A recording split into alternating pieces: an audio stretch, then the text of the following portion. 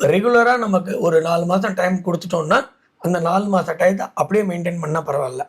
இந்த form number 1ம் form number 4ம் ஜூன் மாதம், ஃபார்ம் நம்பர் 2ம் ஃபார்ம் நம்பர் 3யும் ஜூலை மாதம்.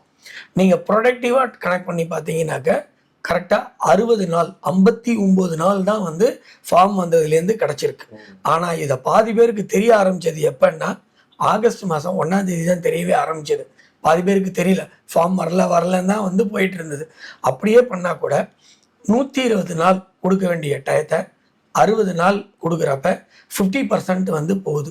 அந்த 50% டைம் காலியாகிறப்ப என்ன ஆகுன்னா எல்லாரும் சிஸ்டமில் ஒரே நேரத்தில் அத்தனை பேரும் கடைசி 15 நாள் இவங்க மெசேஜ் அனுப்புறது லாஸ்ட்டாக கொஞ்ச நாளைக்கு மெசேஜ் அனுப்புகிறப்ப என்ன ஆகுதுன்னாக்க பயம் பயம் பயம் பயம்னு எல்லாரும் என்ன பண்ணாங்க, டென்ஷன் தான் ஜாஸ்தியாகுது.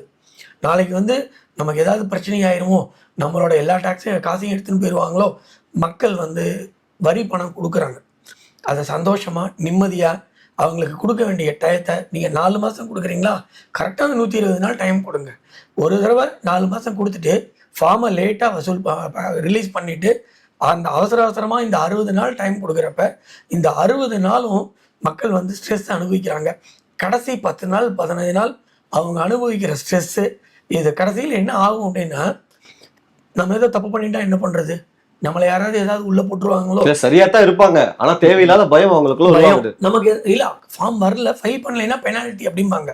அந்த பெனால்ட்டின்னு அந்த பயத்தை வந்து உருவாக்கி என்ன ஆகுதுன்னா ஒரு ஸ்டேஜில் அவங்களுக்கு வந்து உடம்பு முடியாமல் போகுது.